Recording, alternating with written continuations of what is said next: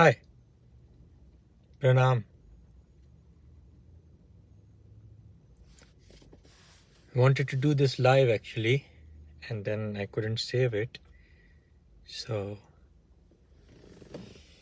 I woke up with this question that why is it that most of the instruments, or maybe all as far as I know, are strummed on the right and fiddled on the left? And I looked up online, and to my utter surprise, there wasn't much in regards to that.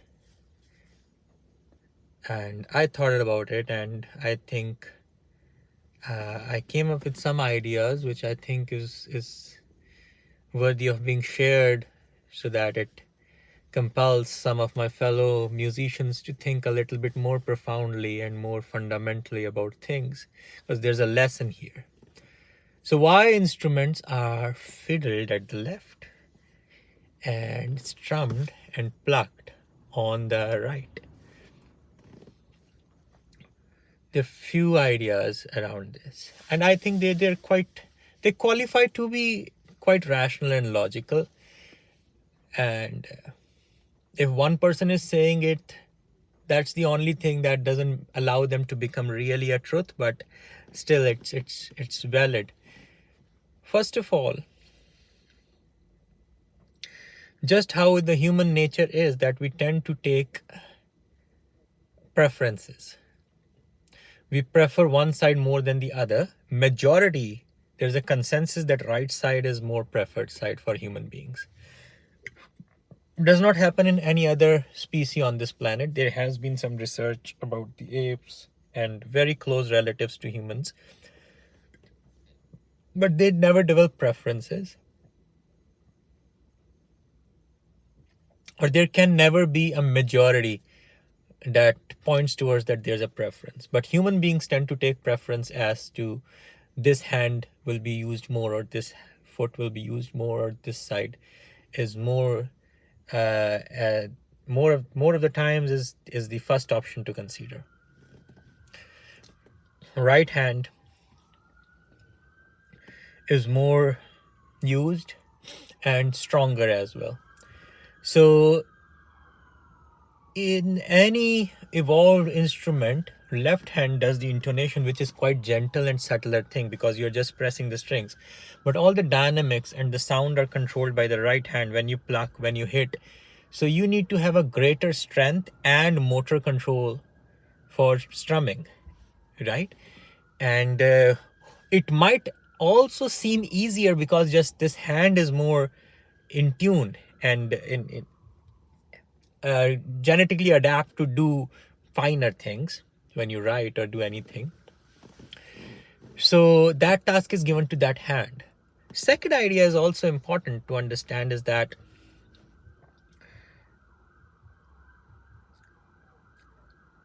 initially when the first human came up with an instrument as to a string instrument, maybe a string made up of gut or whatever was available, definitely not the steel strings finally made with the advanced technology that we have now. It should be, and it has to be, an instrument where just plucking the string was the music. There was not really a intonation involved in that. It should be an instrument, maybe a stick, and then you have tied this thing, and it's like a bow and arrow. If you're making a bow and arrow and you hit the string of it, it makes a sound. Something like that. Not really frets, not where you go do, re, mi, fa, sol, la, ti, do, and so on, but just the sound of that. And one hand was supposed to hold it, and one hand was supposed to pluck it. Now, holding is just a mundane thing, and plucking is a little bit more advanced than that. So, of course, if that person tends to be right-handed, which we have more probability of, would have held the instrument with the left and must have plucked it with the right. Now, what does that mean? The whole evolution, or even the genesis, was dictated by this habit of human species of instruments. Now, when the fretting must have come, already human beings would have been using their right hand as their plucking hand. So all they had to do is now use the left hand for something. And then they realize if you press the string at different places, the sound changes. But now the third idea, which is a little bit more sophisticated here, so pay a little bit more attention. And at the end, please fuse and synthesize them into one understanding, because all these, when we think of evolution at a grander scheme, it's not driven by one thing, but a million things. And I'm only pointing out three main things that I believe, in my humble opinion, are very considerable in regards to other factors. First of all, few fundamental factors that we are missing: that we have two hands. First of all, their fingers, there's equal number of fingers in both hands. So all that is already there. I know that you already know that. And some people never thought about even this idea which we're talking right now, that why we pluck here and we intonate here. And I have played sitar for almost 12-13 years, and I just woke up with this question. It's not even a question of my conscious way. Okay, so now, why do we have a preference for the orientation? If somebody is asked to point out a direction you want to go, they will say go right, just randomly. If somebody has to draw a line, we go from left to right. Even in the scripts which actually start from the right to left, still even after that, people don't draw line this way. People usually draw line this way. Okay, how are pitches usually thought of? How does music start? Sa re ga ma pa da ni sa. We tend to go in a hierarchy of stepping gradually higher and higher. Lowest note, higher note, higher note, higher note. Why is that? Why do we not start music like first lesson of music does not go like sa ni da pa ma ga re sa, or so ti da da da da, and whatever, do ti la so fa mi re do. We never go like that. We always go do re mi fa so la ti do, because we are creatures of the land. We have to dig to go down. We always see expression and freedom of expression, either it be the matter or the words, upwards. There's sky, there's openness, and we always like to do things going upwards. The idea of up is always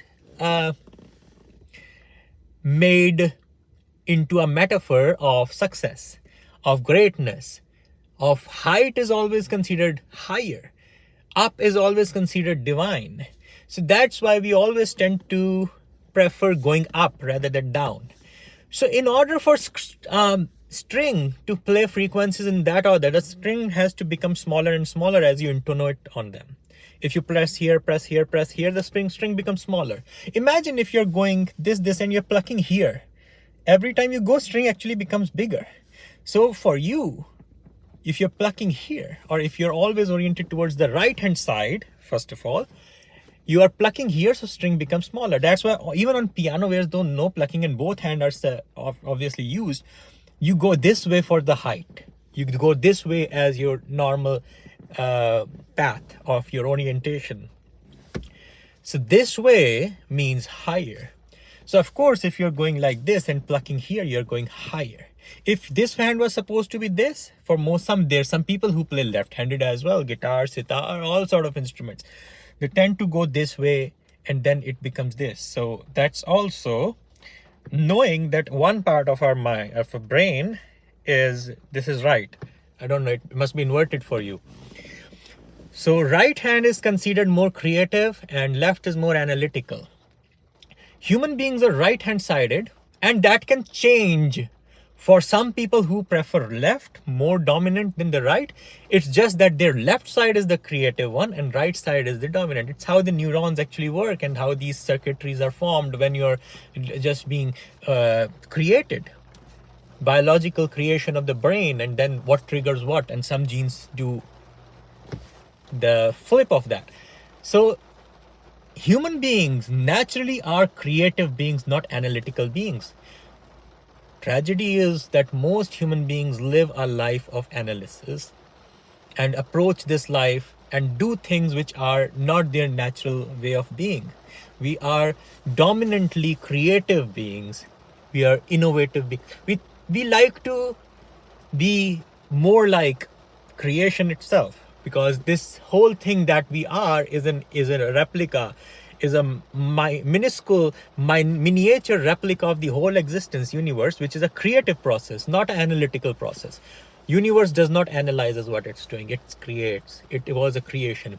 So hence we have right side as a more determined side of us, and that's why we have preference for going towards the right. And that is only possible if your left hand does the intonation and your right hand plucks. That is not possible if your left hand plucks and right hand does the intonation, because then the whole mathematics of it changes, because the pitch becomes higher, because strings become smaller. String only becomes smaller towards the right if you start from the farthest left and then you slowly and slowly make your way towards the right. That's why a right hand is preferred to be the plucking hand. Now, these all concepts, when put together, gives you an idea that why do we pluck from our right and intonate from our left. The lesson here is important, friends, for those who just don't want to do music as just a superficial layer, like a wrapping on top of your being.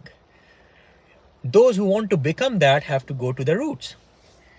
The good thing about roots is that if you can reach the roots and feed the roots, it goes everywhere in every aspect. I will tell you a little story here. A man wanted to grow a garden. He already had a little bit of flora in his backyard, and he took advice from a gardener, and he said, you have to water. That's the basic thing you have to do, is that you have to provide water to whatever is available in your garden. And he said okay. And then after a few weeks, he complained to the garden that your advice wasn't the best because my plants are drying. He said, why?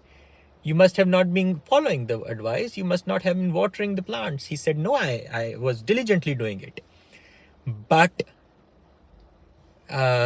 he said, okay, how? He said, I just go and I try to put some drops on each leaf. I'm so particular that I make sure that every leaf gets few drops of water. The gardener just rolls his eyes and says, oh no, who did I talk to? Who did I give this advice? He said, you have to water the roots. You have to water the roots. You should not be caring about the leaves, because if you can water the roots, it will go everywhere. So this is a question which is a fundamental question, that why this? Why do we play here and do this here? So if somebody is liking to just nurture the roots and go to the fundamental concepts of why it is like this, learns something very imperative here, very vital, that if you don't interfere, nature has its already conceived way of making you a musician. It tells you which hand to use. It tells you which hand to use how. You don't start at zero in this life. If you want to become a musician, you don't start at zero. So many things are already been embedded in your genes, in your being, in your energy, in your soul, that you obviously know the moment the instruments, how they have evolved and how you have evolved. And there's kind of how these Lego pieces, they come together and become one. There's all those kind of knuckles and tentacles to just make you one. If you allow nature to show you how to do it, you will do it more naturally. Just be patient. Give yourself enough time. Just see if you're putting your hand on your instrument like this and playing and you're not feeling it. Must be something wrong in the physics of it, that you are trying to not see how it want to do it and you are trying to do it. Be patient. You have to just give. Only problem with nature is that it asks for patience. Only problem with this whole creation and how it functions and energies is that it asks for patience. Give yourself time, give it time, and it will take you farther than you will ever go with all your efforts put together. So from just knowing that how this instrument, how plucking, how intonation have evolved, you learn this idea that there's so much work that has already happened. You just have to do a very little. You just have to be there and present yourself in your full, and music will flow. That is it. Thank you. And my pranams to you all.